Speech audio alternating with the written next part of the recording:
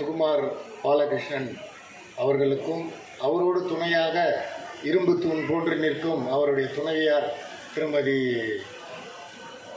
சுதா சுகுமார் அவர்களுக்கும் மற்றும் இந்த விழாவை சிறப்பித்து இங்கு அமர்ந்திருக்கும் மற்றும் சிறப்பு விருந்தினர் அனைவருக்கும் இன்று உதவித்தொகை பெற்றுக்கொண்டிருக்கும் மாணவர் மாணவியர்களுக்கும் பெற்றோர்களுக்கும் என்னுடைய மாலை வணக்கத்தை தெரிவித்துக் கொள்கிறேன். இது கடந்த 15 ஆண்டுகளாக தொடர்ந்து நடைபெறுகிறது. எனக்கு தெரிஞ்சு அவர் கால் பதிக்காத இடமே எதுவும் கிடையாதுன்னு நினைக்கிறேன். தொழிலையும் சரி, எல்லாத்துலேயும் சரி. இது உதவித்தொகை, இது ஒரு சின்ன எனக்கு தெரிஞ்சு ஒரு துளி தான் நினைக்கிறேன்.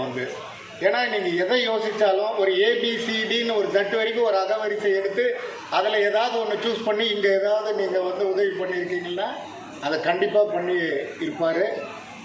அதை நம்ம லிஸ்ட்டு போட்டோன்னு வச்சுங்க, இன்னொரு 1 மணி நேரத்துக்கு மேலே இங்கே டைம் செலவாயிடும் கண்டிப்பாக. திடீர்னு பார்த்தீங்கன்னா வச்சுங்களேன், ஒரு சின்ன விஷயமாக தான் இருக்கும். வெயில் காலத்தில் பார்த்தீங்கன்னா மோர் கொடுக்குறது, அந்த வாட்டர்மெலன் தர்பூஸ் பழம் கொடுக்குறதுன்னு இருக்கலாம்.